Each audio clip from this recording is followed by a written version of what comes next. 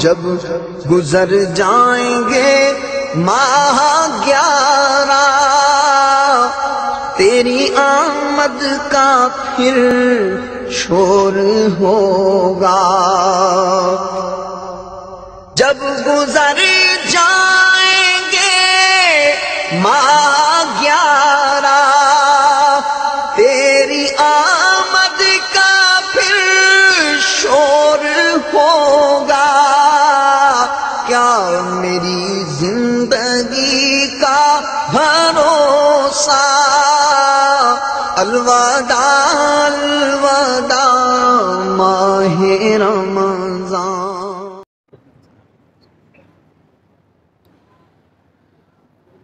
السلام علیکم ورحمۃ اللہ وبرکاتہ۔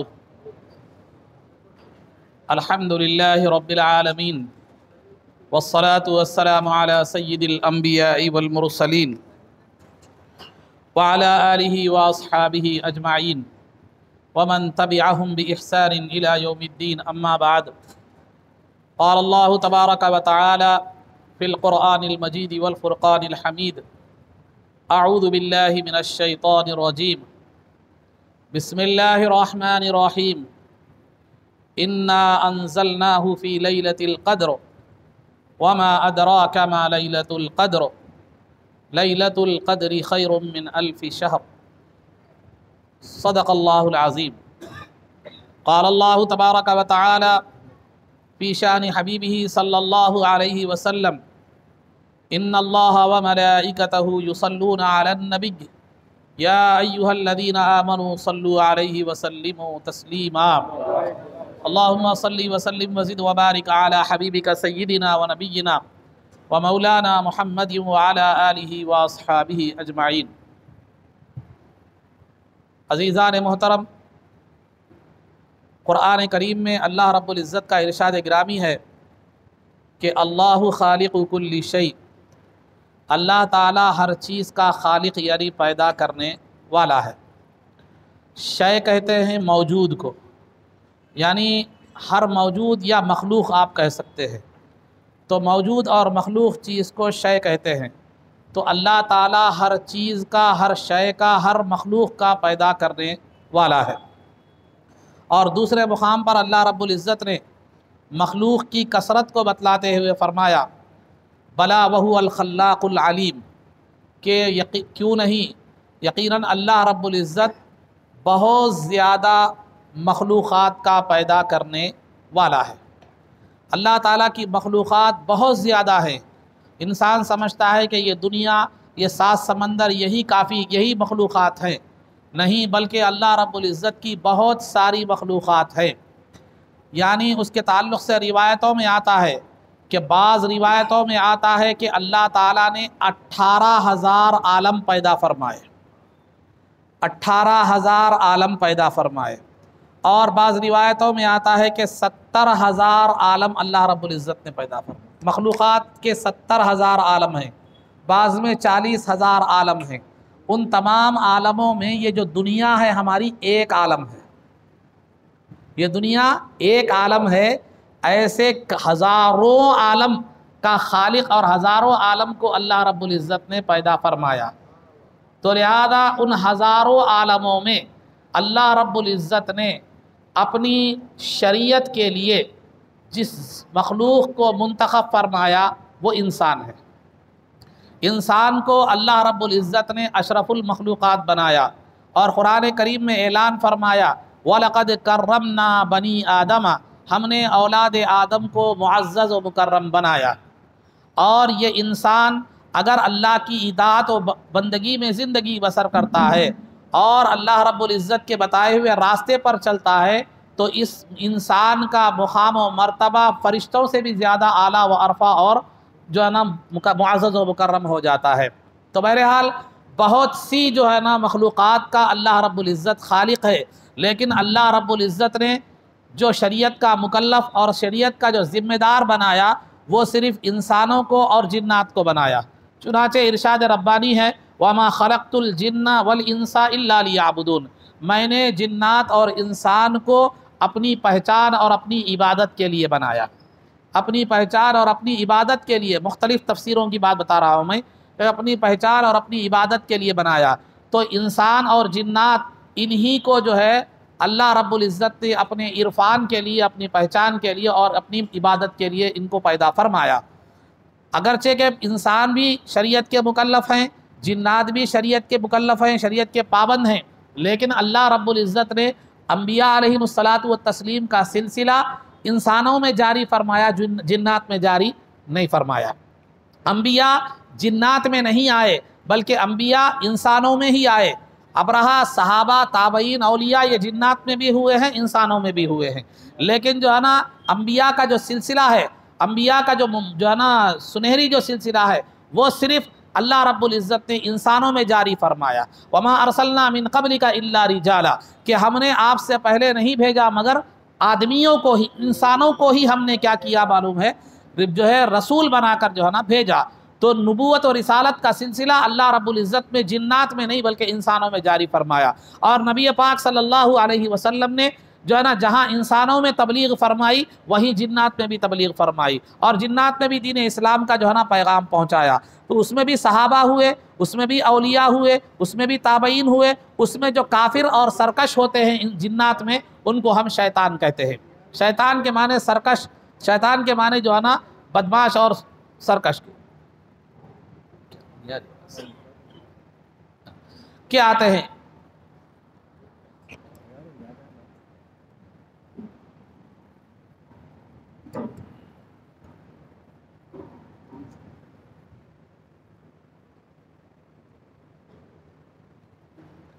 انسانوں میں جس طرح جو ہے نا فاسق، فاجر، کافر، مشرک ہوتے ہیں،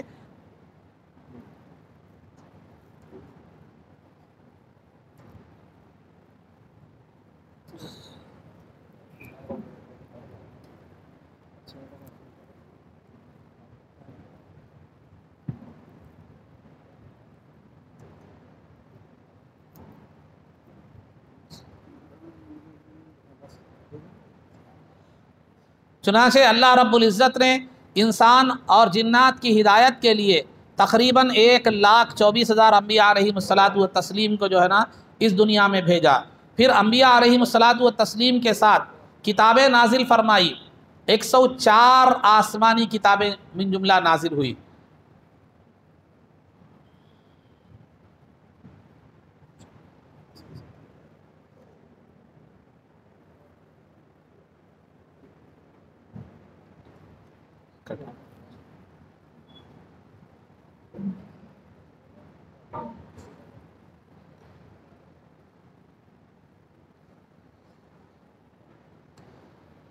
ایک 104 آسمانی کتابیں اس دنیا میں جو ہے نا بھیجی گئی، جس میں احکام اور تعلیمات اور واعظ و نصیحت ان کتابوں میں تھی، وہ ایک نقوش کی شکل میں، ایک جو ہے نا تحریر کی شکل میں تھی، لیکن اس کا عملی نمونہ نبی کی زندگی جو ہے نا ہوا کرتی تھی۔ چنانچہ 1,24,000 انبیاء علیہم الصلاۃ والتسلیم آئے، پھر ان کی امتیں بھی ہوئی اور ان پر 104 کتابیں بھی نازل فرمائی، لیکن اللہ رب العزت نے رسول پاک صلی اللہ علیہ وسلم کو تمام امتوں، تمام انبیاء میں سب سے افضل ترین نبی بنا کر بھیجا۔ چنانچہ فرمایا تلک الرسل فضلنا بعضهم على بعض منهم من کلم اللہ ورفع بعضهم درجات، کہ اللہ رب العزت کے رسول جو ہیں ان میں سے ہم نے بعض کو بعض پر فضیلت عطا فرمائی۔ ان میں سے ایک ہستی وہ ہے جن کو اللہ نے شرف کلام سے نوازا، وہ موسیٰ کلیم اللہ ہے، اور ان میں سے ایک ہستی ایسی ہے جن پر تمام انبیاء پر جن کو فضیلت عطا فرمائی۔ چنانچہ سرکار نے فرمایا انا سید ولدی آدم ولا فخرا، کہ میں اولاد آدم کا سردار ہوں، یہ کوئی میں فخر، مجھے اس پر فخر نہیں ہے۔ سید المرسلین سرکار کو کا فرمایا گیا، احادیث میں سید الاولین والآخرین فرمایا گیا، پہلے والوں اور بعد والوں کے سردار۔ الغرض خلاصہ گفتگو یہ ہے کہ سرکار دو عالم صلی اللہ علیہ وسلم 1,24,000 انبیاء علیہم الصلاۃ والتسلیم میں سرکار دو عالم صلی اللہ علیہ وسلم کو سب سے افضل بنایا، اور سب سے آخر میں بھیج کر انبیاء کے کا جو سلسلہ تھا، رسولوں کے سلسلے کو جو ہے نا اللہ رب العزت نے ختم فرمایا، اور آپ کو خاتم النبیین، تمام انبیاء کے سلسلے کو ختم کرنے والا بنایا، اور آپ کی ذات کو ایسا باکمال بنایا کہ قیامت تک آنے والی نسلوں کے لیے آپ کی ذات مبارک ہدایت رہے گی۔ آپ کی 63 سالہ زندگی میں، اس کے بعد اگر دنیا کو 63,000 سال بھی زندگی دی جائے، 63 لاکھ سال بھی زندگی دی جائے، تو اللہ رب العزت نے آپ کی زندگی میں وہ لچک اور آپ کی زندگی میں، آپ کی سیرت میں وہ خوبی رکھی ہے کہ کائنات کے انتہا تک دنیا کتنی بھی ترقی کر لے، سرکار کی سیرت ہر جگہ ہر مقام پر رہنما کرتی ہوئی نظر آئے گی۔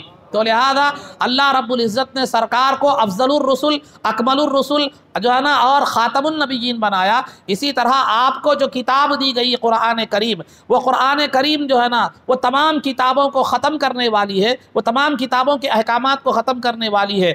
دیگر جو کتابیں تھیں وہ کتابیں ایک ایک مخصوص قوم کے لیے، ایک مخصوص علاقے کے لیے، ایک مخصوص مقام کے لیے تھی، لیکن اللہ رب العزت نے سرکار پر جو قرآن نازل فرمایا اس کے تعلق سے فرمایا شہر رمضان الذی انزل فیہ القرآن، کہ رمضان کا وہ مبارک مہینہ ہے جس میں قرآن نازل کیا گیا، ھدی للناس، وہ قرآن ساری انسانیت کے لیے ہدایت ہے، ساری انسانیت کے لیے ہدایت ہے۔ اللہ رب العزت نے قرآن کے دائرہ کار کو، قرآن کے فیض کو، اس کے فیضان کو ساری انسانیت کے لیے جو ہے نا وسیع فرمایا، اور ساری انسانیت کے لیے جو ہے نا وسعت دی، اور ساتھ ہی ساتھ قرآن کو ابدی جو ہے نا ابدی اس کو ہمیشہ ہمیشہ کے لیے باقی رکھا۔ جب تک دنیا رہے گی قرآن رہے گا، جب دنیا ختم ہونے کا معاملہ آ جائے گا تو قرآن اٹھا لیا جائے گا۔ لیکن جب دوسری آسمانی کتابوں کو ہم دیکھیں گے تو دوسری آسمانی کتابیں جو ہے نا ان کی حفاظت کی ذمہ داری ان کے علماء کو دی گئی، ان کے علماء کو دی گئی۔ تورات کی حفاظت کی ذمہ داری تورات کے علماء کو دی گئی۔ قرآن کریم نے فرمایا بِمَا اسْتُحْفِظُوا مِن کتاب اللہ، کہ قرآن اللہ تعالیٰ کی جو آسمانی کتابیں ہیں ان کی حفاظت کی ذمہ داری اللہ رب العزت نے جو ہے نا ان کے علماء کو دی، لیکن آج جو ہے وہ اپنی اصلی حالت پر باقی نہیں ہے۔ ہمیں ایمان بھی رکھنا ہے، آسمانی کتابوں پر ایمان بھی رکھنا ہے، تو اس اعتبار سے رکھنا ہے کہ آج جو موجود ہیں وہ نہیں، بلکہ نزول کے وقت اللہ رب العزت نے جس طرح سے، جس انداز میں وہ کتابیں نازل فرمائی ہے، ہم ان کتابوں پر اس کیفیت کے ساتھ ایمان رکھتے ہیں جو نازل ہونے کے وقت تھی۔ بعد میں اس میں تبدیل آ گئی، انجیل یعنی بائبل کے کئی حصے ہو گئے، اور تورات اصلی حالت پر باقی نہیں ہے، زبور اصلی حالت پر باقی نہیں ہے۔ کیونکہ اللہ رب العزت نے ان کی حفاظت کی ذمہ داری ان کے علماء کو دی تھی۔ لیکن اللہ رب العزت نے جب قرآن کریم نازل فرمایا تو اللہ رب العزت نے فرمایا انا نحن نزلنا الذکر وانا لہ لحافظون، کہ ہم ہی قرآن کے محافظ ہیں، حفاظت نازل کرنے والے ہیں، اور ہم ہی قرآن کی حفاظت کرنے والے ہیں۔ تو لہذا قرآن کی حفاظت جب اللہ کرنے پر آ جائے تو پھر کائنات کی کسی مخلوق میں یہ گنجائش، یہ طاقت نہیں ہے کہ اس میں تبدیلی پیدا کر دے۔ چنانچہ ایک انگریز سائنسداں ہے جو ہمیشہ اسلام کی خرابیاں اور اسلام کی جو ہے نا کے تعلق سے برا بھلا بولتا ہے، تو وہ انگریز جو ہے نا سائنسداں یا وہ دانشور بھی یہ کہنے، جس کا نام میور تھا، میور، وہ بھی کہنے پر مجبور ہو گیا کہ 1400 سال پر سے روئے زمین پر اگر کوئی محفوظ ترین کتاب ہے تو وہ قرآن ہے۔ تو اللہ رب العزت نے قرآن کو بہت سی خصوصیات سے نوازا۔ ایک تو حفاظت ہے، ایک تو جو ہے نا حفاظت ہے، تو اللہ رب العزت نے قرآن کی حفاظت کے لیے حفاظت کا انتظام اس طرح فرمایا کہ دنیا چاہ کر بھی اس میں تبدیلی نہیں کر سکتی، دنیا جو ہے نا کچھ بھی کر لے قرآن میں تبدیلی ممکن نہیں ہو سکتی۔ یہ مطلب نہیں ہے کہ کوششیں نہیں کی گئی، ایسا مت سمجھیے، کوششیں کی بھی گئی لیکن کامیاب نہیں ہو سکے۔ قرآن کا مثل لانے کی بھی کوشش کی گئی، قرآن جیسی آیات بنانے کی بھی کوشش کی گئی، قرآن جیسا قرآن پیش کرنے کی بھی جو ہے نا تبدیل کرنے کی بھی کوشش کی گئی، لیکن کامیاب نہیں ہو سکے، کیونکہ اللہ نے قرآن کی حفاظت کو صرف ورق اور کتابت پر نہیں رکھا بلکہ مخلوق کے سینوں کو منتخب فرمایا۔ دنیا کتابوں کو تو مٹا سکتی ہے، حروف کو تو مٹا سکتی ہے، قرآن جہاں پر چھپتے ہیں وہ پریس کو تو بند کر سکتی ہے لیکن سینوں کو نہیں بند کر سکتی۔ ہر سال ہر روز ہزاروں لاکھوں کی تعداد میں حفاظ اکرام نکلتے ہیں۔ اگر دنیا سے ساری قرآن کے نسخے بھی ختم ہو جائے، ایک چھوٹا معمولی حافظ قرآن اٹھ کر کہے گا کہ یہ قرآن ہے، پڑھ کر سنا دے گا، اور غلطی اگر کوئی کر رہا ہے تو اس کی تصحیح کر دے گا۔ چنانچہ خلیفہ ہارون رشید ایک اسلامی خلیفہ تھے، ایک علمی ذوق رکھنے والے خلیفہ تھے، ان کے فرزند مامون تھے۔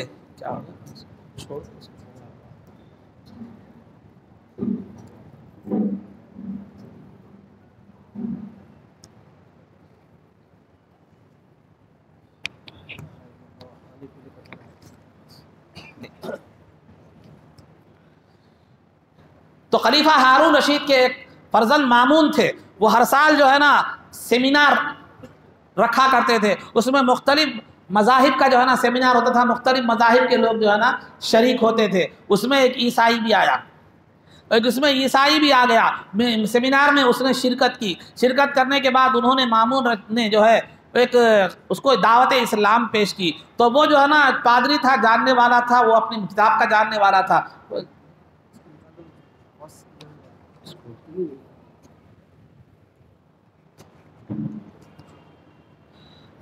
تو اس کو دعوت اسلام انہوں نے دی، تو وہ دعوت اسلام اس نے قبول نہیں کی، چلا گیا۔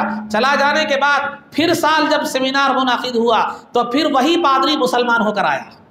ایک سال قبل اسے دعوت اسلام دی گئی تھی لیکن وہ اسلام کی دعوت کو قبول نہیں کیا، پھر ایک سال کے بعد وہ مسلمان ہو کر آیا، تو مامون نے پوچھا کیا بات ہے، گزشتہ تو میں نے آپ کو دعوت اسلام دی تھی لیکن آپ نے قبول نہیں کی، لیکن جو ہے نا پھر یہ سال جو ہے نا مسلمان ہو کر بھی آیا ہے اور فقہ اسلامی کی خوبیوں پر اس نے ایک مقالہ بھی لکھ کر لایا۔ تو اس نے اپنا واقعہ سنایا کہ جب آپ یہاں سے میں گیا تو میں نے جو ہے نا، میں ایک بہترین کاتب ہوں، میں نے بائبل کے کچھ نسخے دیے، بائبل کے کچھ نسخے تیار کیے جس میں نے درمیان میں تبدیلی کی، بڑی خوشخطی کے ساتھ میں نے لکھے، میں نے قرآن کے بھی کچھ نسخے تیار کیے، اس میں نے بیچ میں جو ہے نا تبدیلیاں کر دی، بائبل کے نسخے جس جو ہے نا پادری کے پاس میں نے پیش کی، اس کی خوشخطی کو دیکھ کر، اس کی عمدگی کو دیکھ کر ہاتھوں ہاتھ انہوں نے لے لیا، لیکن یہ قرآن میں جس کسی بھی مسلمان کے پاس پیش کرتا وہ اس قرآن کو قبول نہیں کیا، اس نے کہا کہ اس میں تو نے تبدیلی کر دی ہے۔ تو میں جان گیا دنیا میں اگر سب میں محفوظ ترین کوئی کتاب ہے تو وہ قرآن ہے، محفوظ ترین اگر تعلیمات ہے تو وہ قرآن ہے، اگر الہی تعلیمات اگر صحیح حالت میں باقی ہے تو وہ قرآن ہے۔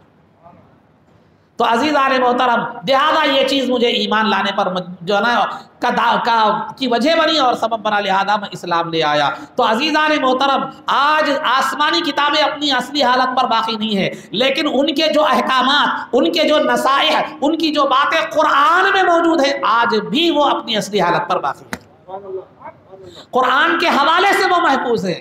آسمانی کتابیں آج محفوظ نہیں ہیں، لیکن قرآن نے ان کے جو باتیں، ان آسمانی کتابوں کی باتیں بھی قرآن میں بیان کی گئی ہے، ان کی بعض احکامات کو، بعض و نصیحت کو بیان کیا گیا ہے، لہذا وہ بعض و نصیحت جو قرآن میں بیان کیا وہ حصہ قرآن میں محفوظ ہے آج۔ تو قرآن سے وہ وابستہ ہو گئی تو قرآن سے جو ہے نا وہ بھی جو ہے نا محفوظ ہو گئی۔ تو عزیزان محترم، تو قرآن کی یہ خصوصیت حفاظت ہے کہ اللہ نے اس کی حفاظت کا ذمہ لیا ہے، کائنات اس کو ختم نہیں کر سکتی، آوازیں اٹھتے رہے گی، مردود آوازیں اٹھاتے رہیں گے، دنیا سے جاتے رہیں گے، ذلیل ہوتے رہیں گے، لیکن قرآن کو کبھی بھی کوئی مٹا نہیں سکتا، کیونکہ قرآن کو مٹانا ہے تو حفاظ کو مٹانا پڑے گا۔ اور اس قرآن کی حفاظت کے لیے اللہ رب العزت نے جو ہے نا قرآن کریم کی حفاظت کے لیے جو ہے یہ جو ہے نا یہ قرآن کوئی معمولی بات نہیں ہے، قرآن خود کہتا ہے اِنَّا سَنُلْقِي عَلَيْكَ قَوْلًا ثَقِيلًا کہ ہم آپ پر ایک وزنی کلام نازل فرما رہے ہیں، وزنی کلام نازل فرما رہے ہیں، لہذا یہ کلام الہی اتنا وزنی کلام ہے کہ اللہ رب العزت نے خود فرمایا کہ ایک وزنی کلام ہے، لیکن فرماتے ہیں کہ صحابہ اکرام سے مروی ہے کہ اللہ رب العزت نے جو فرمایا کہ ہم نے آپ پر ایک وزنی کلام نازل فرمایا ہے، اس کے بعد اللہ نے دوسری آیت نازل فرمائی وَلَقَدْ يَسَّرْنَا الْقُرْآنَ لِلذِّكْرِ کہ ہم نے قرآن کو یاد کرنے کے لیے آسان بنا دیا۔ اگر اللہ رب العزت یہ آیت کو نازل نہ فرماتا، یہ اعلان نہیں فرماتا کہ قرآن کو یاد کرنے کے لیے ہم نے آسان بنا دیا ہے، تو پھر قرآن کو یاد کرنا تو دور کی بات، اس کی تلفظ بھی نہیں کر سکتے تھے۔ تو اللہ نے قرآن کو اتارا اور اس کو حفظ کے لیے آسان کر دیا اور حفاظ اکرام کے لیے آسان کر دیا اور اس کو جو ہے نا آسان بنا دیا۔ تو اللہ رب العزت کی توفیق سے کئی حفاظ اکرام نکلتے ہیں اور اس قرآن کو یاد کیا کرتے ہیں، اس کی حفاظت کا انتظام اس طرح ہو گیا۔ اور عزیزان محترم، یہ حفاظت ہوئی قرآن کی، یہ خصوصیت۔ دوسری خصوصیت قرآن کی یہ ہے کہ حفظ قرآن کے حافظ صرف دیگر کتابوں کے حافظ جو ہے صرف انبیاء علیہ الصلوۃ والتسلیم ہوا کرتے تھے، لیکن قرآن کے حافظ امت محمدیہ صلی اللہ علیہ وسلم کو یہ خصوصیت دی گئی کہ قرآن کو یہ خصوصیت دی گئی کہ اس کے حافظ صرف نبی پاک صلی اللہ علیہ وسلم نہیں بلکہ لاکھوں اور کروڑوں کی تعداد میں امتیوں میں بھی اس کی حفاظ رہے، لیکن سابقہ کتابوں میں امتیوں میں کوئی حافظ نہیں ہوا کرتا تھا۔ نعرہ تکبیر، نعرہ رسالت، نعرہ تکبیر۔ اور اس قرآن کی تیسری خصوصیت یہ ہے کہ اس قرآن کو اللہ رب العزت نے ایسے بنایا کہ جو ہے نا یہ چال جو ہے نا کوئی اس جیسا قرآن پیش نہیں کر سکتا، وہ کتنا ہی عربی داں کیوں نہ ہو، کتنا ہی عربی جاننے والا کیوں نہ ہو۔ جب قرآن نازل ہو رہا تھا عرب میں بڑے بڑے ماہر شعراء تھے، ماہر جو ہے نا خطیب تھے، عربی جاننے والے ماہر تھے، زبان و بیان کی نزاکتوں کو جاننے والے موجود تھے، لیکن انہوں نے قرآن کا ایک لفظ بھی اس جیسا بنا کر پیش نہیں کر سکا۔ قرآن نے چیلنج کیا فاتو بسورۃ من مثلہ کہ اس جیسی ایک صورت بنا کر دکھاؤ، تو لہذا وہ لوگ نہیں بنا سکے۔ بڑے بڑے عرب کے فصیح و بلیغ لوگ تھے، زبان داں تھے، لیکن قرآن جیسا قرآن ان لوگوں نے پیش نہیں کر سکا۔ اللہ نے قرآن کو ایسا بنایا کہ حفاظت کا ایک طریقہ یہ بھی بنایا، حفاظت کا ایک طریقہ تو یہ بنایا کہ حفاظ کو منتخب فرمایا، حفاظت کا ایک طریقہ یہ بھی بنایا گیا کہ اس قرآن کو لکھا گیا، حفاظت کا ایک طریقہ یہ بھی بنایا کہ قرآن کو خود اس انداز میں نازل فرمایا کہ اس کا جیسا پیش کرنا ممکن ہی نہیں ہے، اس جیسا قرآن پیش کرنا ممکن ہی نہیں ہے، قرآن کو خود اس انداز میں بنایا۔ اگر ممکن ہوتا تو تبدیلی ہوگی، ممکن نہیں ہے تو پھر تبدیلی کی کہاں گنجائش ہے، تبدیلی کی کہاں بات ہے۔ تو لہذا عزیزان محترم، تو لہذا اس قرآن کریم کی عظمت یہ ہے کہ قرآن کریم کی خصوصیت ایک حفاظت، ایک حفظ اور ایک جو ہے نا حفاظت اور ایک حفظ اور ایک عاجز معجز ہوتا ہے قرآن، یعنی اس جیسا ایک معجزہ اس جیسا قرآن کوئی پیش کرنے والا نہیں ہے۔ اور قرآن آنے کے بعد اب دنیا کی کوئی اور آسمانی کتاب چلنے والی نہیں ہے۔ ایک مرتبہ ایک جو ہے نا سرکار دو عالم صلی اللہ علیہ وسلم کی بارگاہ میں عمر فاروق رضی اللہ تعالیٰ عنہ حاضر ہوئے، حاضر ہو کر جو ہے نا تورات کی تلاوت کرنے لگے، تو سرکار دو عالم صلی اللہ علیہ وسلم نے کہ چہرہ مبارک متغیر ہو گیا، بدل گیا، تو جناب محفل میں بیٹھنے والوں نے توجہ دلائی کہ اے عمر کیا تم نہیں دیکھتے کہ سرکار کا چہرہ مبارک بدل گیا ہے؟ تو فوراً عمر فاروق رضی اللہ تعالیٰ عنہ جو ہے نا باخبر ہو گئے اور فوراً جو ہے نا تورات کی تلاوت کو روک دیا۔ تو سرکار نے فرمایا اے عمر اگر موسیٰ علیہ السلام بھی اس دنیا میں زندہ ہوتے، میری زندگی میں موجود ہوتے، تو انہیں بھی سوائے میری اتباع کے اور کوئی چارہ نہیں ہوتا۔ تو لہذا قرآن آنے کے بعد اب کسی اور کتاب کا حکم چلنے والا نہیں ہے، بلکہ البتہ ان کتابوں کے جو احکامات قرآن میں بیان کیے گئے ہیں ہم اس پر عمل کر اور اس کی تردید نہیں کی گئی، اس کا رد نہیں کیا گیا، تو ہم ان آیات کو، ان احکامات کو جو سابقہ کتابوں کے ہیں قرآن کے حوالے سے عمل کریں گے، سابقہ کتاب کے حکم کے حوالے سے نہیں۔ قرآن کی جب اسے تائید حاصل ہو گئی تو اب وہ سابقہ کتاب کا حکم نہیں رہا بلکہ قرآن کا حکم ہو گیا، اس حیثیت سے عمل کیا جائے گا۔ تو الغرض عزیزان محترم، یہ وہ مبارک و مسعود قرآن ہے کہ جس کو اللہ رب العزت نے کئی خصوصیات کا حامل بنایا، کئی خصوصیات کا حامل بنایا، اور اس کی اور ایک آخری خصوصیت میں جو بتا رہا ہوں، یہ جو ہے نا رمضان میں ابراہیم علیہ السلام کے صحیفے بھی نازل ہوئے، تورات بھی رمضان میں نازل ہوئی، انجیل بھی رمضان میں نازل ہوئی، زبور بھی رمضان میں نازل ہوئی، ہر تقریباً آسمانی کتابیں جو ہے نا رمضان میں نازل ہوئی، لیکن کسی کتاب کے نزول کو شب قدر نہیں بنایا گیا سوائے قرآن کے۔ قرآن کے نزول کو ہی شب قدر بنایا گیا، کسی اور کتاب آسمانی کتاب کے نازل ہونے پر شب قدر اس کو نہیں قرار دیا گیا، حالانکہ سب کے سب رمضان میں نازل ہوئی۔ چار آسمانی کتابیں جتنی بھی تھی وہ بھی رمضان میں نازل ہوئی، رمضان میں نازل ہوئی، لیکن ان کے نزول کو، ان کے نازل ہونے کو شب قدر نہیں بنایا گیا، صرف قرآن کے نازل ہونے کو شب قدر بنایا گیا۔ اور فرمایا اِنَّا أَنزَلْنَاهُ فِي لَيْلَةِ الْقَدْرِ، یقیناً ہم نے اس قرآن کو ایک قدر والی رات میں اتارا، ہم نے اس قرآن کو ایک قدر والی رات میں اتارا۔ قرآن کو اتارنے کے کئی مراحل ہیں، یاد رکھیں، قرآن کو اتارنے کے کئی مراحل ہیں۔ ایک تو قرآن پہلے لوح محفوظ میں تھا، قرآن پہلے لوح محفوظ میں تھا۔ آپ بہت علماء سے سنتے رہتے ہیں لوح محفوظ، لوح محفوظ، لوح محفوظ۔ آئیے کچھ میں اس کی تشریح بھی آپ کے سامنے کرتا چلوں۔ لوح محفوظ کہتے ہیں بل ہوا قرآن مجید فی لوح محفوظ، بلکہ وہ ایک بزرگ قرآن ہے جو لوح محفوظ میں محفوظ ہے۔ لوح کے معنی عربی میں تختی کے آتے ہیں، محفوظ کے معنی محفوظ، یعنی ایسی تختی جو ہے نا تبدیلی سے اور اس میں کمی و زیادتی سے اور شیاطین کی پہنچ سے جو بالکل محفوظ ہے۔ شیاطین کی پہنچ سے وہ جو ہے محفوظ ہے. اس تختی کو کہتے ہیں لوح محفوظ. روایتوں میں ابن عباس رضی اللہ تعالیٰ عنہ کی روایت میں آتا ہے کہ لوح محفوظ اس نورانی تختی کو کہتے ہیں کہ جس کی لمبائی زمین سے لے کر آسمان تک ہے، جس کی لمبائی زمین سے لے کر ساتوں آسمانوں تک ہے، جس کی چوڑائی مشرق اور مغرب تک ہے، جس کی چوڑائی جو ہے نا مشرق و مغرب تک ہے، مشرق سے لے کے مغرب تک اس کی چوڑائی ہے، اور اس کے جو کنارے ہیں وہ یاقوت اور زبرجد نامی ہیروں سے جڑے ہوئے ہیں، اور اس میں جو عبارت ہے وہ بھی نورانی ہے، اس میں جو قلم ہے وہ بھی نورانی ہے، اور اس کے شروع میں لکھا ہوا ہے لا الہ الا اللہ وحدہ لا شریک لہ، کہ اللہ کے سوا کوئی معبود نہیں ہے، اس کا کوئی شریک نہیں ہے. دینہ اسلام، اس کا دین، اس کا پسندیدہ دین اللہ کا اسلام ہے. وہ عبدہ محمد، اور اس کے بندے محمد صلی اللہ علیہ وسلم، اس کے بندے محمد صلی اللہ علیہ وسلم ہے. من آمن بھی، جو اس پر ایمان لائے، وصدق بالوعید، اور جو اس کے وعیدوں کی تصدیق کرے، قرآن کی آیتوں کی تصدیق کرے، اور پھر جو ہے نا واتبع رسولہ، کہ جو ہے نا جو اس کے رسول کی اتباع کرے گا، ادخلہ الجنہ، اللہ اس کو جنت میں داخل فرمائے گا. یہ پہلی شروع کی عبارت لوح محفوظ کی ہے. اور لوح محفوظ کا مقام ساتوں آسمانوں کے اوپر عرش سے معلق ہے، لٹکی ہوئی ہے ہوا میں، فضا میں.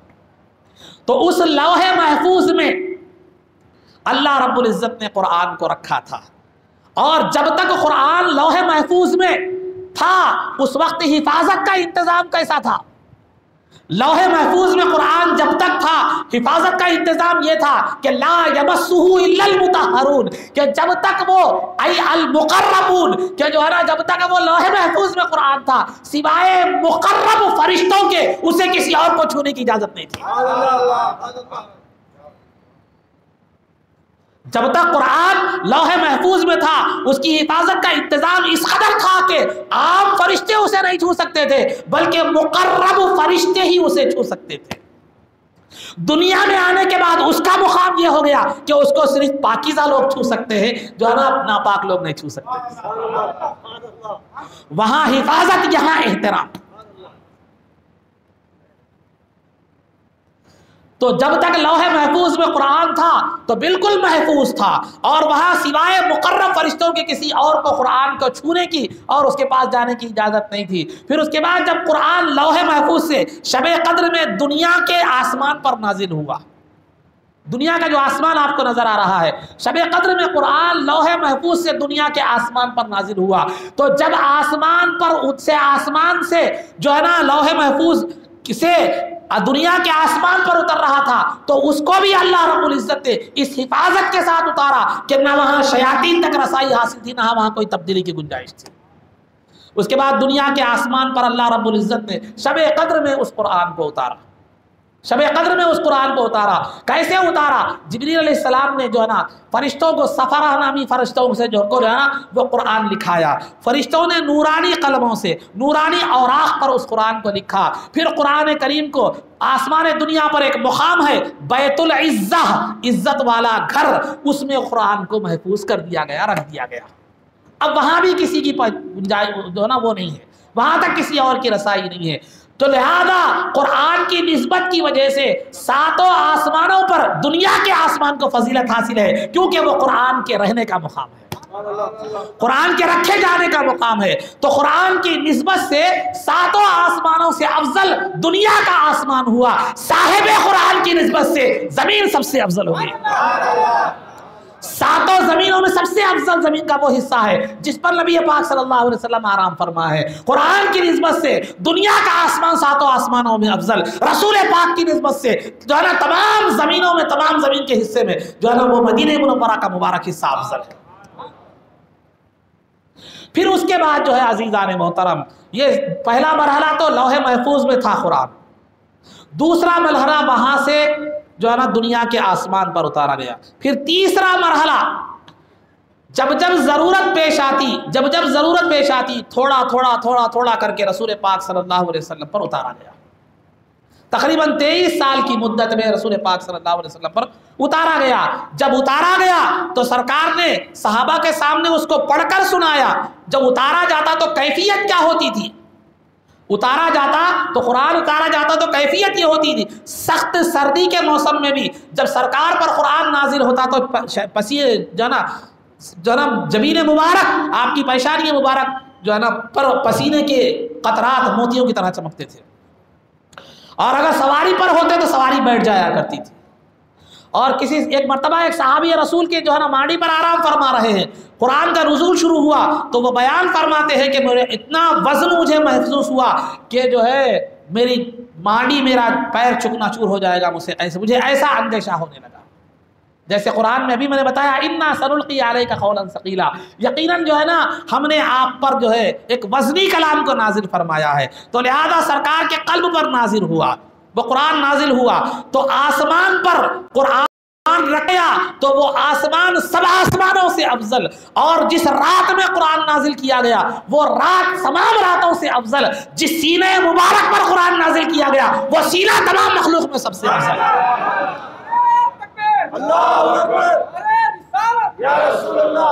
اور جو حفاظ القرآنوں کی حفاظت کرتے ہیں وہ حفاظ تمام مسلمانوں میں سب سے افضل، کیونکہ انہیں قرآن سے نسبت حاصل ہے، قرآن سے نسبت حاصل ہے۔ تو عزیزان محترم، تو پہلا مرحلہ لوح محفوظ سے دنیا کے آسمان پر، پھر دوسرا مرحلہ سرکار کے سینے مبارک پر، پھر تیسرا مرحلہ سرکار نے بیان فرمایا اور اس کو لکھا بھی دیا۔ اس زمانے میں چونکہ پیپر کی قلت تھی تو لہذا صحابہ جو ہے نا ہڈیوں پر، چوڑی جو ہڈیاں ہوتی ہے ہڈیوں پر، درختوں کی چھالوں پر، پتھروں پر اور دیگر جو ہے نا جو بھی چیز میسر ہوتی اس پر کیا کر لیتے تھے، لکھ لیا کرتے تھے، اور صحابہ بتاتے، سرکار فرماتے تھے اس آیت کو اس کے بعد رکھو، اس سورت کو اس کے بعد رکھو۔ صحابہ کے پاس قرآن لکھا ہوا تھا، قرآن لکھا ہوا تھا۔ اس کے بعد یہ تیسرا مرحلہ تھا جو صحابہ نے متفرق چیزوں پر قرآن کو لکھ رکھا تھا۔ پھر چوتھا مرحلہ عثمان غنی رضی اللہ تعالیٰ عنہ کے زمانے میں قرآن کو ایک ساتھ جمع کر دیا گیا، اور اس میں جو تیسری شاذ و نادر جو قرأتیں تھیں صحابہ نے لکھ لی تھی وہ قرأتوں کو کیا کر دیا گیا، ختم کر دیا گیا۔ جو مشہور قرأتیں تھیں وہ 7۔ تو قرآن کو یہ خصوصیت حاصل ہے کہ قرآن جو ہے نا کہ انزل القرآن علی 7 احرف، کہ قرآن 7 حروف میں نازل ہوا، 7 طرح سے نازل ہوا، اس کی 7 قرأتیں ہیں۔ یہ قرآن کی خصوصیت ہے، کسی اور کتاب کو یہ خصوصیت حاصل ہے۔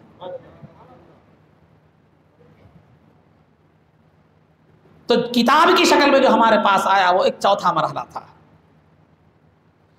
اب یہاں سوال یہ پیدا ہوتا ہے کہ دیگر جتنی بھی آسمانی کتابیں آپ دیکھیں گے وہ ایک ساتھ انبیاء علیہ الصلوۃ والتسلیم کو پر اتاری گئی، ایک ساتھ انبیاء علیہ الصلوۃ والتسلیم کو دی گئی۔ موسیٰ علیہ السلام کو کوہ طور پر بلایا گیا، ذرا غور سے سماعت فرمائیے۔ موسیٰ علیہ السلام کو کوہ طور پر بلایا گیا، قرآن کہتا ہے موسیٰ علیہ السلام کو کوہ طور پر بلایا گیا، روزے رکھائے گئے اور جو ہے نا وہاں پر اہتمام کیا گیا 40 دن روزوں کا، اس کے بعد قرآن دیا گیا۔ موسیٰ علیہ السلام کو کوہ طور پر بلا کر قرآن دیا گیا، دبرا کر تورات دی گئی، کوہ طور پر بلا کر تورات دی گئی، روزوں کا اہتمام کیا گیا۔ لیکن رسول پاک صلی اللہ علیہ وسلم کا معاملہ یہ ہے، کبھی مدینے کی گلیوں میں ہے قرآن نازل ہو رہا ہے، کبھی مکے کی گلیوں میں ہے قرآن نازل ہو رہا ہے، کبھی ازواج مطہرات کے گھروں میں قرآن نازل ہو رہا ہے۔ یہ رسول پاک صلی اللہ علیہ وسلم کا مقام ہے۔ تو لہذا قرآن کریم کو جو آسمان دنیا سے، وہاں سے لوح محفوظ سے دنیا کے آسمان پر تو ایک ساتھ اتارا گیا، لیکن وہاں سے تھوڑا تھوڑا اتارا گیا۔ کیوں تھوڑا تھوڑا اتارا گیا؟ کیوں؟ اس کی کئی وجوہات علماء نے بیان فرمائی، لیکن 2-3 باتیں، چونکہ ابھی مسئلہ پہلے ہی جو ہے نا بہت زیادہ دیر بھی ہو گئی، پھر آپ کو جو ہے نا صلاۃ التسبیح وغیرہ کا جیسے اعلان کیا گیا اہتمام ہے، مختصر باتیں آپ کے سامنے رکھتا چلو۔ تو تھوڑا تھوڑا اس لیے اتارا گیا کہ جو چیز قیمتی ہوتی ہے وہ تھوڑی تھوڑی دی جاتی ہے۔ اس کا مطلب یہ نہیں ہے کہ دیگر آسمانی کتابیں قیمتی نہیں ہے، یہ مطلب نہیں ہے۔ قرآن کے مقابل میں، قرآن کے مقابلے میں وہ جو ہے نا عام حیثیت سے تو وہ اللہ کا کلام ہے، کتاب الہی ہے، آسمانی کتاب ہے، وہ قابل احترام ہے، لیکن قرآن کے مقابلے میں قرآن اس سے زیادہ قیمتی ہے۔ تو جو چیز قیمتی ہوتی ہے اس کو تھوڑا تھوڑا تھوڑا دیا جاتا ہے، ایک ساتھ پوری نہیں دی جاتی۔ تو لہذا قرآن ایک قیمتی اللہ کا کلام ہے، اس کو جب ضرورت پڑی، جب ہدایت کی ضرورت پڑی، جب اتارا جاتا رہا، اور پھر جو ہے نا وہ قرآن ایک جگہ جمع ہوا پورا 23 سال کی مدت میں تقریباً۔ دوسری وجہ یہ ہے کہ پہلے آسمان سے دوسرے آسمان پر، زمین پر جو تھوڑا تھوڑا قرآن اتارا گیا، یہ اس لیے بتایا گیا کہ اس کی تفسیر، اس کی وجہ علماء اکرام جو ہے نا یہ بیان فرماتے ہیں کہ تمام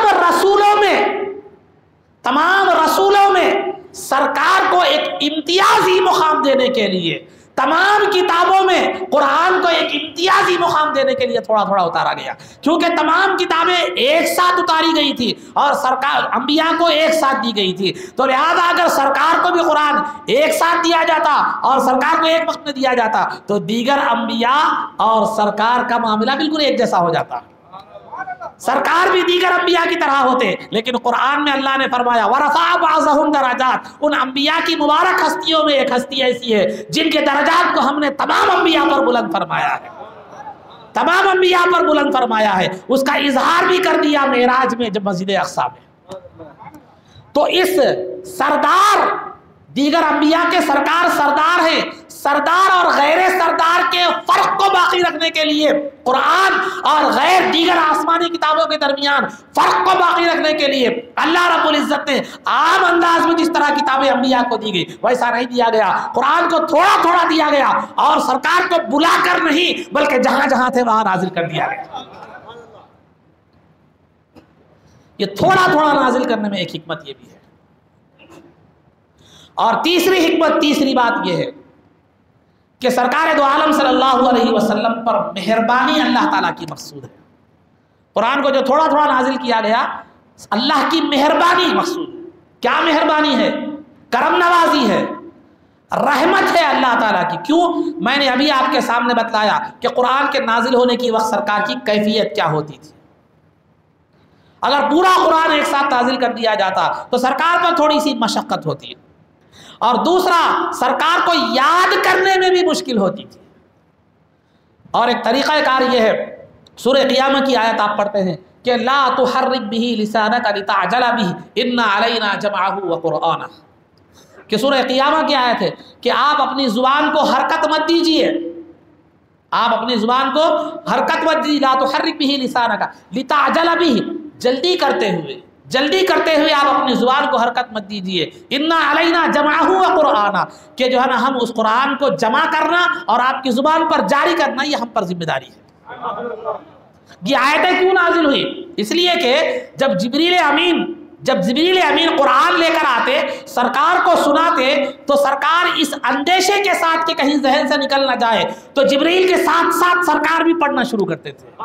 وہ قرآن پڑھتے رہتے تو ساتھ ساتھ سرکار بھی جو ہے نا پڑھتے رہتے تھے، تو اس سے سرکار کو ایک مشقت ہوتی تھی، ادھر سننا ادھر پڑھنا، تو اللہ رب العزت کو اتنی مشقت بھی گوارا نہیں ہوئی، فرما دیا آپ صرف سنیے، پڑھیے مت، بعد میں آپ کے ذہن میں بٹھا دینا، ذہن نشین کرنا یہ ہماری ذمہ داری ہے۔ اس تھوڑی سی مشقت کو اللہ رب العزت جو برداشت نہیں کر سکا، اس تھوڑی سی جستجو کو جو تکلیف ہو رہی تھی ظاہری طور پر تو اس کو برداشت نہیں کر سکا، تو اللہ پورا قرآن نازل کر کے اپنے محبوب کو کیسے مشقت میں ڈال سکتا تھا؟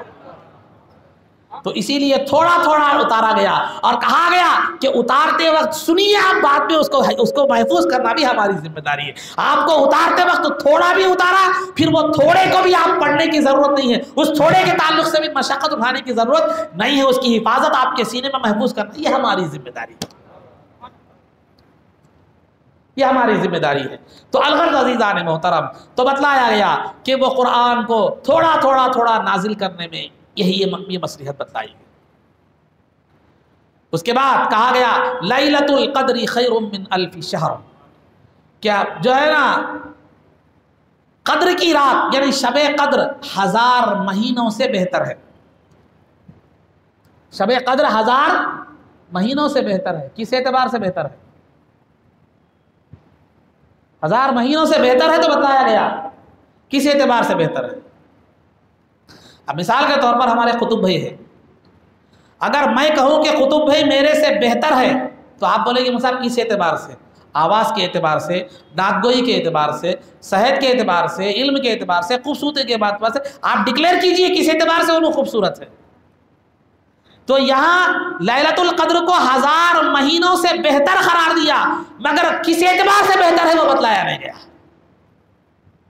کس اعتبار سے بہتر ہے وہ بتلایا نہیں گیا۔ کیوں؟ اس لیے کہ کسی ایک اعتبار سے بہتر نہیں ہے، کئی اعتبار سے بہتر ہے۔ شب قدر ایک اعتبار سے بہتر، ایک اعتبار ہو تو بتائیں گے، ایک ہنگامہ محشر ہو تو یاد رکھے رہ رہے کہ کئی باتوں کا خیال آتا ہے، تو لہذا ایک خصوصیت ہو تو بتلائیں گے، ایک اعتبار سے ہو تو بتلائیں گے، کئی اعتبار سے بہتر ہے، کئی اعتبار سے بہتر ہے۔ کیسا؟ تو شب قدر خود ذات کے اعتبار سے، اپنی شرافت اور اپنی بزرگی اور اپنی فضیلت کے اعتبار سے 1000 راتوں سے بہتر ہے جن میں شب قدر نہیں ہوتی، خود اپنی ذات کے اعتبار سے۔ شب قدر کو وہ شرافت، وہ بزرگی، وہ عظمت حاصل ہے کہ وہ عظمت کے اعتبار سے 1000 مہینوں سے جن میں شب قدر نہ ہو بہتر ہے، مرتبے کے اعتبار سے۔ کہتے ہیں آپ آپ کی ایک شخصیت ہزاروں سے بہتر ہے، تو ذات کے اعتبار سے، مرتبے کے اعتبار سے شب قدر 1000 مہینوں کے تقریباً 83 سال 4 مہینے ہوتے ہیں، تو 83 سال 4 مہینوں میں جو راتیں آتی ہیں جن میں شب قدر نہیں ہوتی، ان تمام راتوں سے اور زیادہ بہتر ہے شب قدر، اپنی مرتبے کے اعتبار سے، اپنی شرافت اور بزرگی کے اعتبار سے۔ پھر دوسری بات یہ ہے، بہتری دوسرے اعتبار سے یہ ہے کہ شب قدر میں جو عمل کیا جاتا ہے، جو عبادت کی جاتی ہے، جو نیکیاں کی جاتی ہے، جو دعائیں کی جاتی ہے، جو تلاوت قرآن کیا جاتا ہے، جو درود پاک پڑھا جاتا ہے، وہ ان 1000 مہینوں سے بہتر ہے جن میں شب قدر نہیں۔ شب قدر کی ایک رات میں عبادت کرنا جن میں شب قدر نہیں ہے ویسے 83 سال کی راتوں سے بہتر ہے۔ اس اعتبار سے، عبادت کے اعتبار، ایک تو ذات کے اعتبار سے بہتر، ایک اس میں کیے جانے والے عمل کے اعتبار سے بہتر، اس میں کیے جانے والے عمل کے اعتبار سے بہتر۔ تو اس میں جو عمل کیا جا رہا ہے اس کی قدر و قیمت کیا ہے، ذرا آپ دیکھیں قدر و قیمت کیا ہے کہ آپ عمل آپ کر رہے ہیں، اب لہذا نیک عمل کرنے والے جو شب قدر میں ہے، مجھ جیسا گناہگار بھی ہے، نیک لوگ بھی ہے، ایسے لوگ بھی موجود ہیں جو سال بھر نماز نہیں پڑھتے، عبادت نہیں کرتے، لیکن شب قدر میں عبادت کر رہے ہیں۔ لیکن کوئی بھی ہو امت محمدیہ صلی اللہ علیہ وسلم کا امتی، جب شب قدر میں عبادت کے لیے کھڑے ہوتا ہے تو فرشتے اس کی عبادت کو دیکھنے کے لیے آ رہے ہیں۔ تنزل الملائکۃ والروح فیہا باذن ربہم، فرشتے اپنی اس کی عبادت کو دیکھنے کے لیے جبریل امین اتنے فرشتوں کے ساتھ زمین پر اترتے ہیں کہ زمین ان کے لیے تنگ پڑ جاتی ہے۔ کیا مقام ہے، گناہگار بھی ہے، نیکوکار بھی ہے، اللہ کے ولی بھی ہے، اور جو ہے نا گناہ کرنے والا بھی ہے، لیکن کوئی بھی ہو یہ مطلب نہیں ہے، شب قدر میں کھڑا ہوا ہے تو اللہ نے اس کی قدر ایسے بڑھا دی کہ فرشتے جو ہے نا اس کی عبادت کو دیکھنے کے لیے، اس کی دعاؤں پر آمین کہنے کے لیے، اس کے لیے دعائیں مغفرت کرنے کے لیے، اس کو سلام کرنے کے لیے، اس سے مصافحہ کرنے کے لیے جبریل امین کروڑہا فرشتے لے کر زمین پر اتر رہے،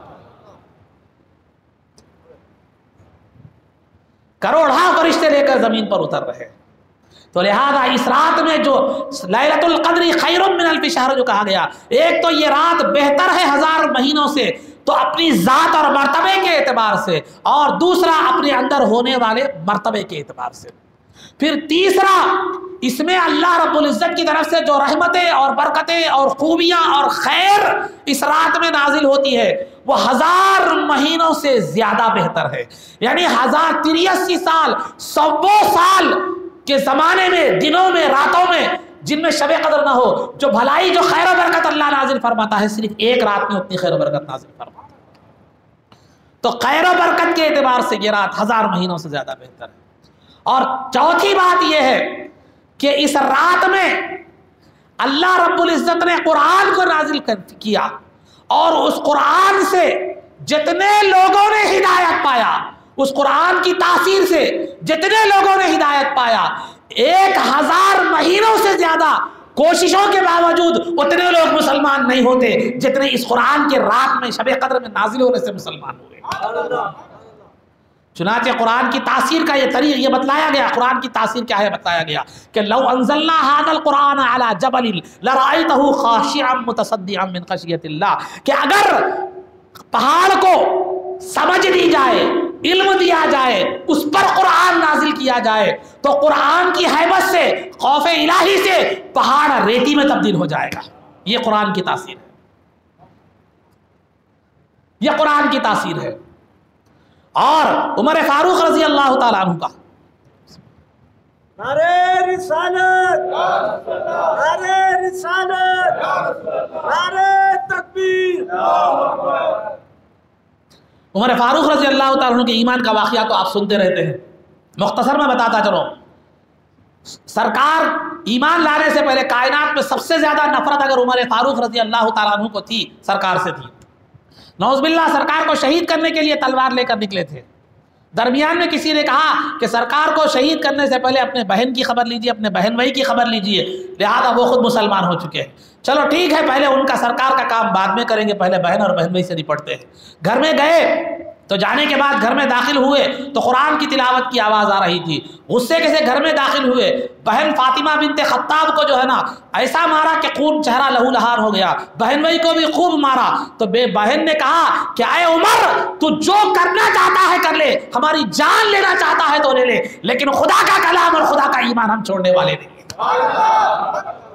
جب یہ ایک ایمان والی خاتون، یہ حرارت ایمان رکھنے والی بہن کے دل سے یہ الفاظ نکلے تو جو بات دل سے نکلتی ہے اثر رکھتی ہے، پر نہیں لیکن طاقت پرواز مگر رکھتی ہے، کہ لہذا عمر فاروق رضی اللہ تعالیٰ عنہ کا غصہ ٹھنڈا ہوا تو اس کے بعد کہا کہ لاؤ کون سی کتاب جو تم پڑھ رہے تھے۔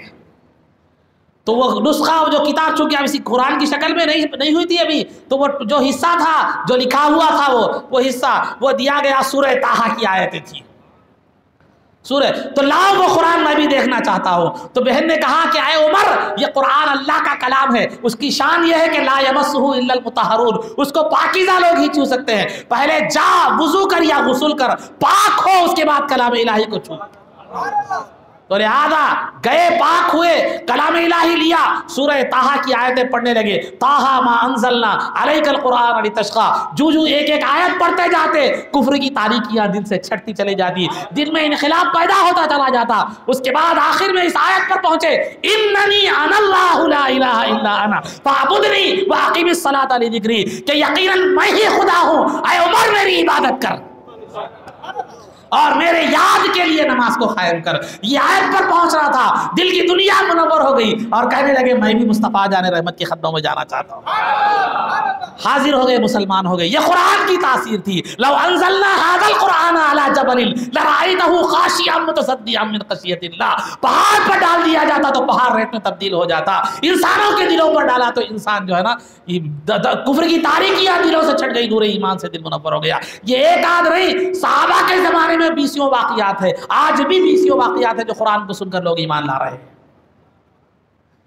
تو اس رات کو 1000 مہینوں سے بہتر اس لیے قرار دیا گیا کہ قرآن نے نازل ہو کر جتنے لوگوں کو اس قرآن سے ہدایت ملی، اس رات میں جو قرآن نازل ہوا وہ 1000 مہینوں سے زیادہ بہتر ہدایت کا کام اس رات میں نازل ہونے والے قرآن سے ہوا۔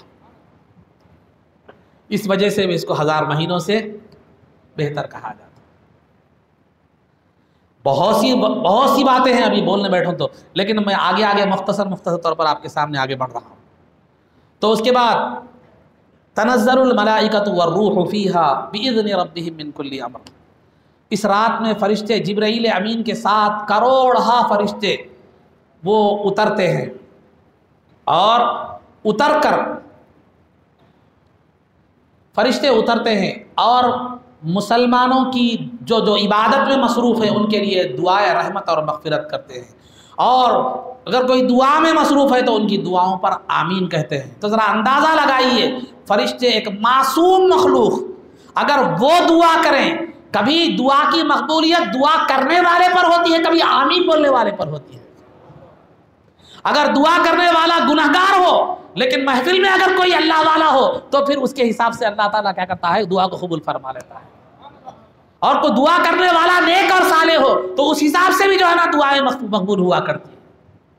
تو لہذا دعا کی مقبولیت کبھی دعا کرنے والے کے اعتبار سے بھی ہوتی ہے، کبھی آمین کہنے والے کے حساب سے بھی ہوتی ہے، لیکن یہاں دعا کرنے فرشتے دعا بھی کر رہے ہیں اور آمین بھی کہہ رہے ہیں۔ مومن دعا کر رہا ہے تو آمین کہہ رہے ہیں، عبادت میں ذکر اللہ میں دیکھ رہے ہیں تو خود دعائے رحمت اور مغفرت کر رہے ہیں۔ تو پھر اب مقبولیت کا اندازہ لگائیے آپ۔ تو فرشتوں کو اتارتا ہے، فرشتے آتے ہیں، سلام کرتے ہیں، مصافحہ کرتے ہیں۔ مصافحے کی علامت بھی یہ بتلائی گئی ہے کہ آنکھ پر رونگٹے کھڑے ہو جاتے ہیں۔ تو اتارتے ہیں، ٹھیک ہے، فرشتوں کو اتارا گیا، اور پھر ہمیں خبر بھی دی گئی کہ فرشتے اترتے آتے ہیں تمہاری عبادتوں کو دیکھنے کے لیے. خبر کیوں دی گئی؟ اس میں بھی حکمت ہے.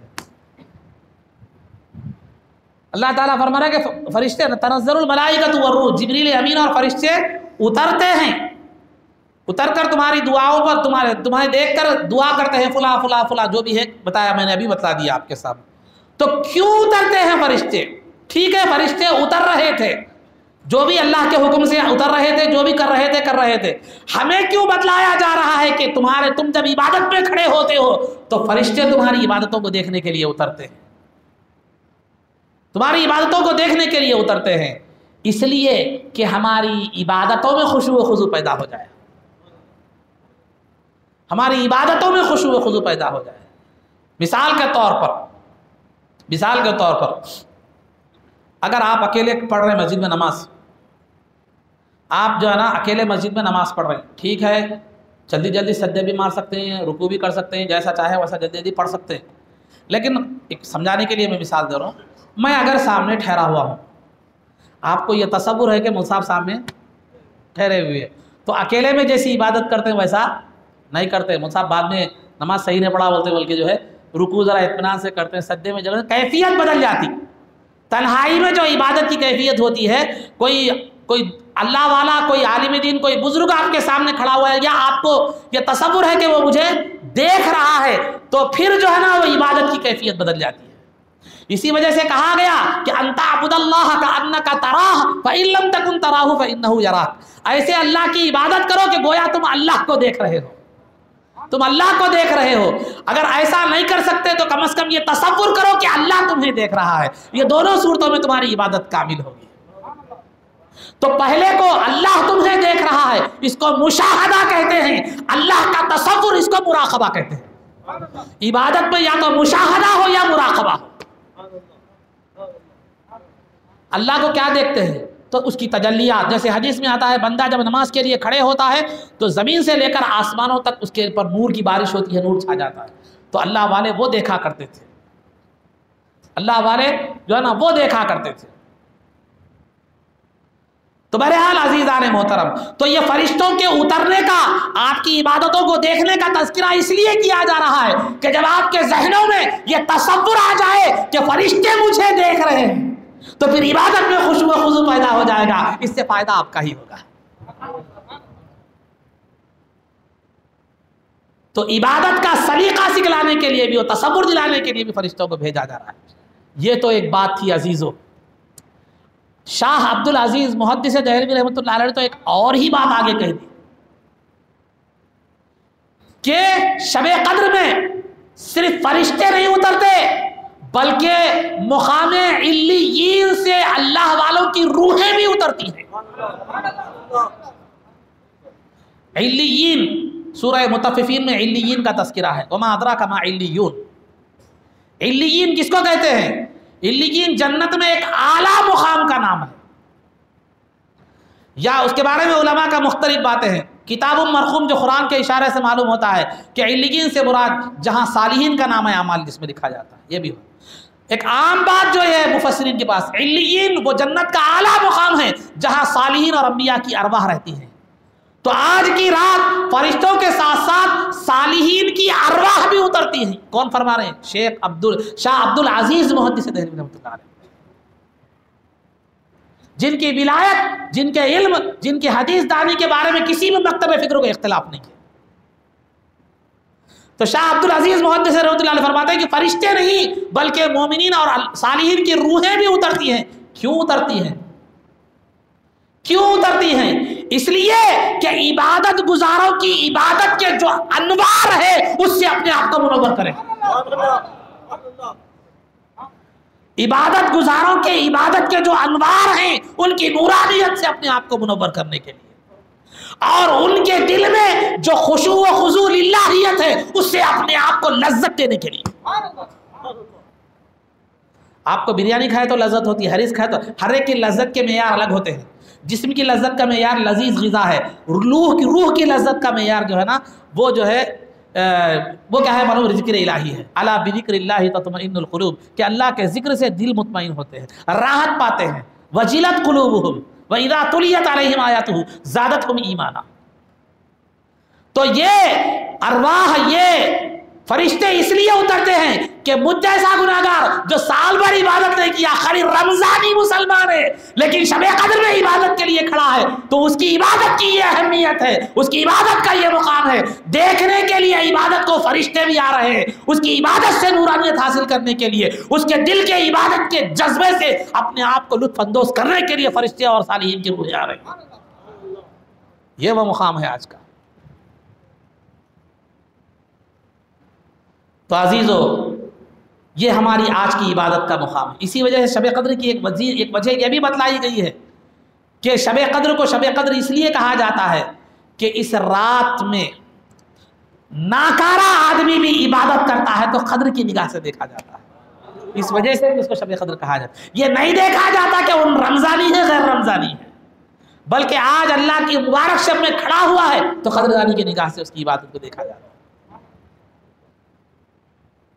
تو عزیزان محترم، تو اور دوسری بات یہ بتلائی گئی کہ فرشتے آپ عبادت کے لیے کھڑے ہیں، فرشتے ادھر سلام کر رہے ہیں، آ رہے ہیں، سلامتی بھیج رہے ہیں، دعاؤں پر آمین کہہ رہے ہیں۔ تو یہ اس لیے کہ جب جنتی جنت میں جائیں گے، تو جب جنتی جنت میں جائیں گے تو فرشتے جنت کے ہر دروازے سے نکل کر سلامتی بھیجیں گے، مومنین پر سلامتی بھیجیں گے۔ والملائکۃ یدخلون علیہم من کل باب سلام علیکم سلام علیکم سلام علیکم۔ جنتی جنت میں ایک دوسرے کو بھی سلام کریں گے، فرشتے بھی جنت کی ہر دروازے سے سلام کریں گے، پھر پروردگار بھی جنتیوں پر سلام بھیجے گا، سلام قولا من رب الرحیم۔ تو جنت میں جب جنتی جائیں گے تو فرشتے ہر دروازے سے آ کر سلام کریں گے مومنین کو جنت کا وہ منظر شب قدر میں دنیا میں پیش کیا جا رہا ہے کہ فرشتے اتر کر مومنین کو ذکر کرنے والوں کو سلامتی بھیج رہے ہیں۔ تو جنت کا سما، جنت کا منظر اللہ کے گھر میں شب قدر میں یا جہاں بھی بندہ عبادت کر رہا ہے وہاں پر پیش کیا جا رہا ہے۔ تو یہ شب قدر کی اہمیت ہے، باتیں بہت تفصیلی ہیں لیکن میں اختصار کے ساتھ آ رہا ہوں۔ تنزل الملائکۃ والروح فیہا باذن ربہم من کل امر سلام ہی حتی مطلع الفجر۔ یہ رات غروب سے لے کر، غروب آفتاب سے لے کر صبح صادق تک یہ رات سلامتی والی رہتی ہے، سلامتی والی۔ تو سلامتی کی دو صورتیں ہیں، ایک ظاہری سلامتی، ایک باطنی سلامتی۔ ظاہری سلامتی یہ ہے کہ اس رات میں کوئی آندھی نہیں آتی، کوئی طوفان نہیں آتا، کوئی ناگہانی واقعات پیش نہیں آتی، یہ ظاہری سلامتی ہے۔ باطنی سلامتی یہ ہے کہ عبادت گزار جب عبادت کے لیے بیٹھتا ہے تو وسوسے نہیں آتے، عبادت گزار جب عبادت کے لیے کھڑا ہوتا ہے تو وسوسے نہیں آتے، دلوں میں وسوسے پیدا نہیں ہوتے، یہ اللہ کی طرف سے تائید ہوتی ہے۔ تو الغرض عزیزان محترم، تو سلامتی والی یہ رات ہوتی ہے۔ اب سوال یہ ہے کہ یہ رات کون سی ہے؟ سرکار شب قدر کی وضاحت کرنے کے لیے کہ شب قدر کون سی شب ہے یہ بتانے کے لیے سرکار باہر تشریف لائے تھے، لیکن دو آدمیوں کو دیکھا کہ جھگڑا کر رہے ہیں تو لہذا سرکار نے جو ہے نا سے وہ شب قدر کا وہ کون سی رات ہے وہ بھلا دی گئی۔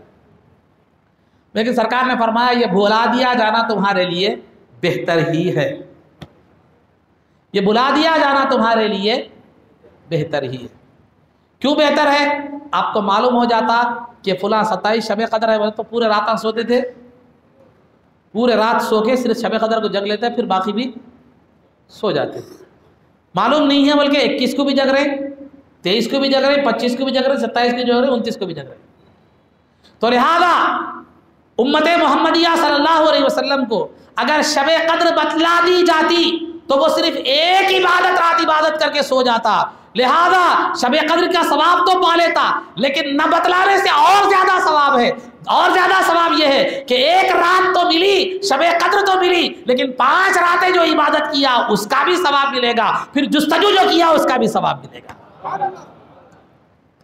اور تیسری بات یہ ہے کہ اللہ رب العزت کو بندے کی شب بیداری بہت زیادہ پسندیدہ ہے، بندے کا رات میں عبادت کرنا بہت زیادہ پسندیدہ ہے، اس لیے شب قدر کو چھپا دیا گیا تاکہ بندہ ہر رات عبادت کرے اور اللہ رب العزت کو وہ عبادت اس کی بھلی معلوم۔ شب قدر کے دیگر فضائل، دیگر ثواب نہ صحیح، بس یہ ایک ہمارے لیے سعادت مندی کافی ہے کہ رات میں ہمارا جاگنا اللہ کو پسند ہے، اس سے بڑھ کر سعادت مندی کیا ہو؟ اللہ کا رات میں اللہ کو پسند آ جائے بس کافی ہے، وہ ثواب واب تو وہ دے گا کیسا بھی، کیونکہ ان اللہ لا یخلف المیعاد، اللہ تعالیٰ وعدے کی خلاف ورزی نہیں فرماتا، جو اس نے کہا ہے وہ ہوگا برابر۔ لیکن اصل مقصد تو یہ ہے کہ وہ خوش ہو جائے، وہ ہر ستم ہر جفا گوارا ہے، بس اتنا کہہ دے کہ تو ہمارا ہے، بس اتنا کہہ دے کہ تو ہمارا ہے، دنیا کا ہر ستم ہر گواہ ہر جفا اور ہر تکلیف گوارا ہے، بس اتنا کہہ دے کہ تو ہمارا ہے، اگر تو ہمارا ہے تو پھر کسی تکلیف کی کوئی پرواہ نہیں۔ تو عزیزان محترم، تو اسی وجہ سے اللہ نے شب قدر کو جو ہے نا پوشیدہ رکھا تاکہ وہ بندہ عبادت کرتا رہے اور اللہ رب العزت اس کی عبادت کو دیکھ کر خوش ہوتا رہے۔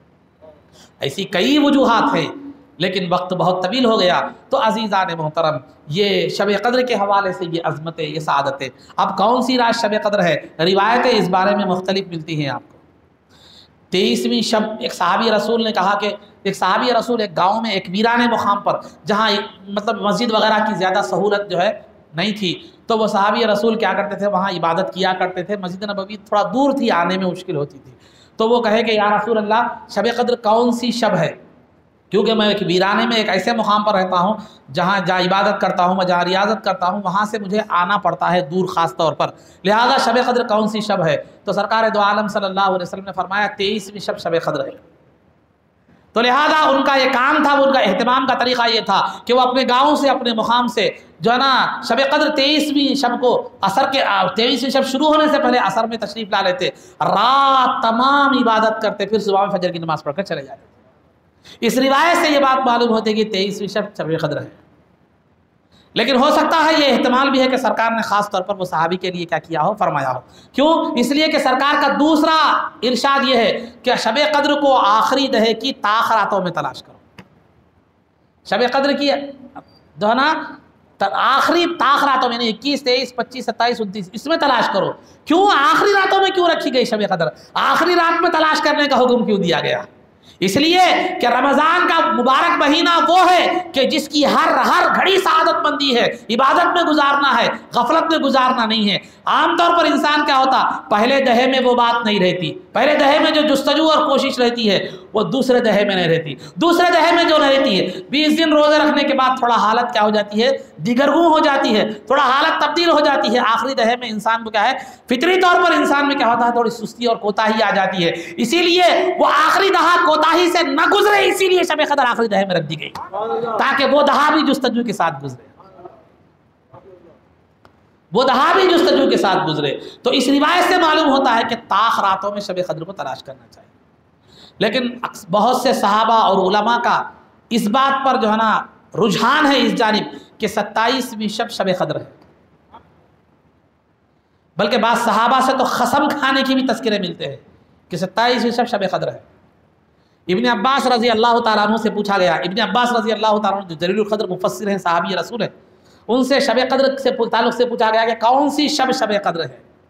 تو انہوں نے کہا کہ 27ویں شب شب قدر ہے، 27ویں شب شب قدر ہے۔ تو انہوں نے اپنے اس بات پر دو دلیلیں قرآن سے لی، ایک دلیل حدیث سے، وہ سناتے ہیں، میں اپنی گفتگو کو سمیٹ لیتا ہوں۔ شب قدر 27ویں شب ہے، یہ دلیل ابن عباس رئیس المفسرین تھے، سرکار کی دعا تھی کہ اللہم علمہ تعبیر القرآن، اے اللہ انہیں قرآن کی تفسیر کا علم عطا فرما۔ وہ ابن عباس رئیس المفسرین، قرآن کی تفسیر کرنے والے مفسرین کی کہ سردار تھے وہ۔ تو انہوں نے تین طرح سے، دو قرآن کی آیت سے، دو دلیلیں قرآن کی آیت سے، ایک دلیل حدیث سے لیتے ہوئے بتلایا کہ شب قدر 27ویں شب شب قدر ہے۔ پہلی دلیل انہوں نے جو لی قرآن سے وہ یہ ہے کہ لیلۃ القدر، لیلۃ القدر یعنی قدر کی رات، لیلہ مانے لام یا لام تا الف لام، پھر اس کے بعد قاف دال را، کتنے ہوئے؟ کتنے حروف ہوئے جی؟ 9۔ تو لیلۃ القدر میں 9 حروف ہیں اور یہ اس سورے میں 3 مرتبہ آیا ہے، 9 یا 27۔ 9 دیا 27، تو 27ویں شب لیلۃ القدر ہے، ایک قرآن سے استدلال، قرآن سے استدلال کیا۔ اور دوسرا استدلال انہوں نے جو کیا ہے، یہ پورے سورے میں 30 کلمات ہیں، یہ پورے سورے میں 30 کلمات ہیں، وہاں پر ایک ضمیر آئی ہیا ایک ضمیر آئی ہے۔ ضمیر کا مطلب ایک اسم، ایک ہوتا ہے اسم، ایک ہوتا ہے ضمیر۔ تو اسم مانے ناؤن، ضمیر مانے پروناؤن۔ تو ہیا بول کے آیا، ہیا سلام ہیا حتی مطلع الفجر۔ تو ہیا جو ضمیر ہے، یہ سورے میں 30 کلمات ہیں، اور ہیا جو ضمیر ہے جو لوٹ رہی ہے قدر کی طرف، لیلۃ القدر کی طرف، وہ 27ویں مقام پر ہے، وہ 27ویں مقام پر ہے۔ اس طرح یہ لیلۃ القدر کیا ہے، 27 کو ہے۔ یہ دو استدلال قرآن سے ابن عباس رضی اللہ تعالیٰ عنہ نے کی۔ تیسرا استدلال حدیث سے کیا، کیا ہے؟ ان اللہ یحب الوتر، اللہ رب العزت وطر کو پسند فرماتا ہے۔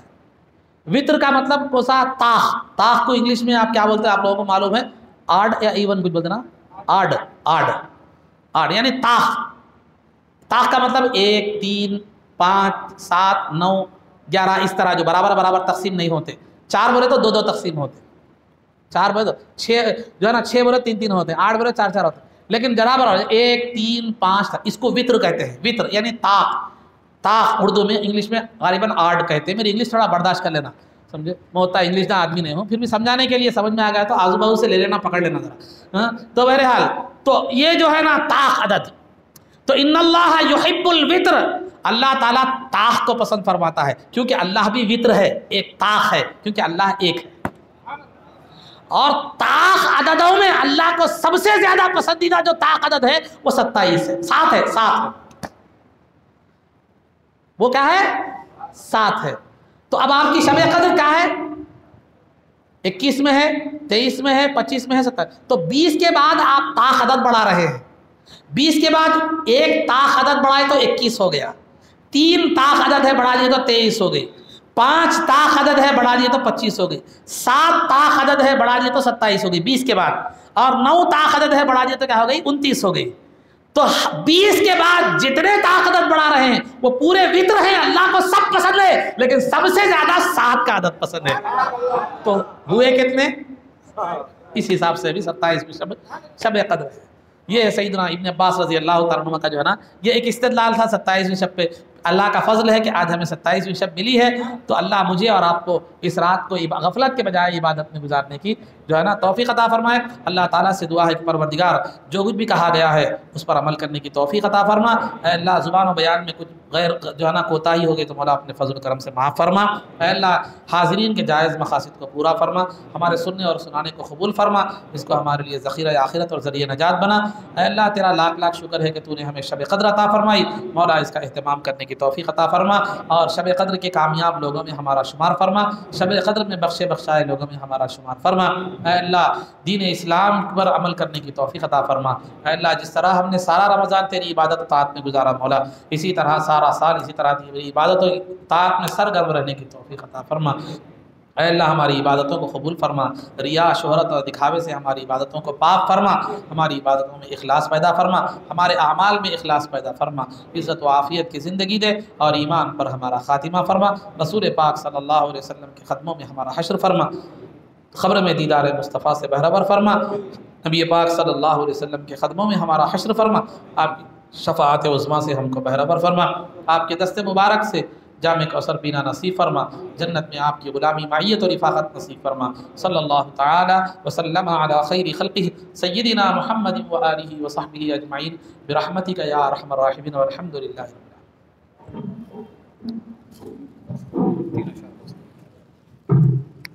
صلی اللہ علی محمد صلی اللہ علیہ وسلم،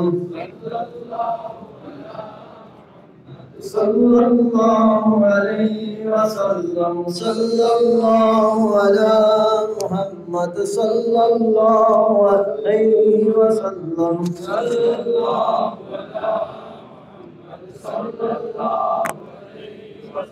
مدینے کے آقا سلام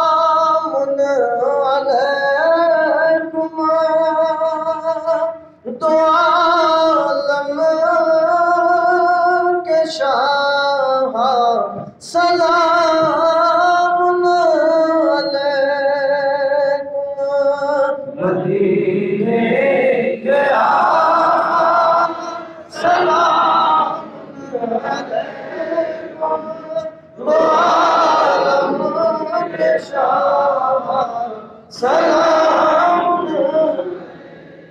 ہے دل میں تمنا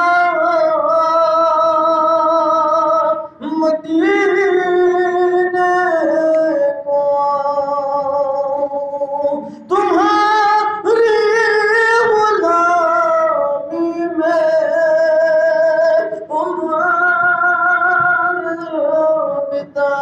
بتاؤں بلا لیجیے گا بلا لیجیے گا دو عالم کے شاہ سلام علیکم مدینے کے آقا سلام علیکم دو عالم کے شاہ سلام مجھے سات گنبد نظر رہا ہے میرا سر ادب سے جھکا جا رہا ہے جھکا عرش اعلیٰ سلام علیکم دو عالم کے شاہ سلام علیکم مدینے کے آقا سلام علیکم دو عالم کے شاہ سلام علیکم مصیبت